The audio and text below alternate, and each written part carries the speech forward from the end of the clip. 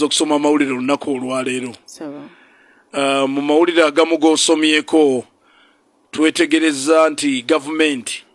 emaze n'ezuula nti waliwo problem already mu trade order era nga tusaba nnyo gavumenti ebiseera ebisinga wabeerawo ebbago erize mu parliament bakolese akadde akamala okusengejja n'okwetegereza obulungi obuli mu mabago gano ababaka ba parliament bagenda okuyisa advantages disadvantages era n'okuyiga enkola ey'okubeera ne sampling plan okwetegeka nti singa twagamba nti Kampala ne Wakiso we tuba tugenda okusookera okuleeta mu trade order tukirabe tukiweemu akadde impact eri etya kyatukolera oba tekyatukolera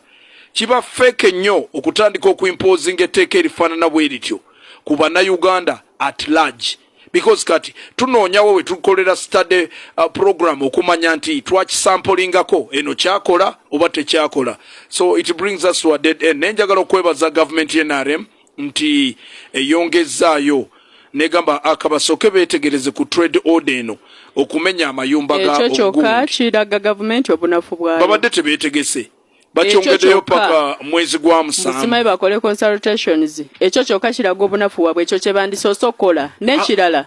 terina nze kyeyambye terina kyeyambye musimanyi eyongezaayo simayi biki wekyoliza ebitundu bameka bakoseddwa ebitundu ebyenjawulo abantu bagamba n'ebintu byabwe tebabibaddiza ebintu byononeddwa akayumba batutta ebintu tebabikuddiza nabikyu PDM bwe yajja abantu bangi beeyiya abamu ne bagula n'obufuriji batandika obulamu kaakati ebiyumba buno obuyumba bumenyeddwa kyokka ssente zeetaagibwa omuntu agenda kukola ati nze jjo nababuuzizza trade order egenda etya simanyi gadumire ekola eki egenda etya mu trading center nali manyi ekola mu city na mu zi municipal council trade order esobola okukola wonna but setting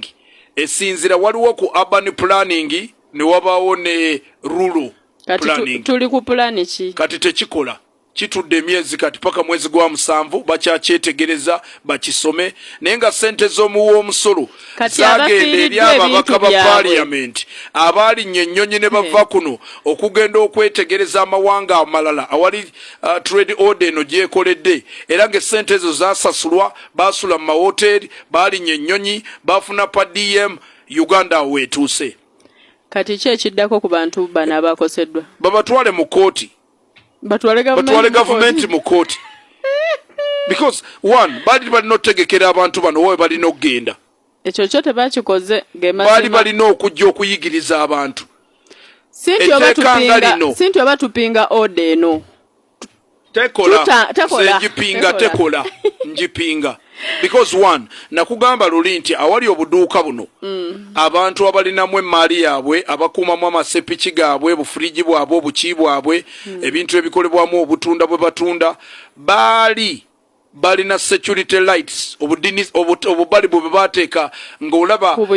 kati mugyewo obuyumba mugyewo security light temutuleetedde mataala ekyo kye baakola ne ku poliisi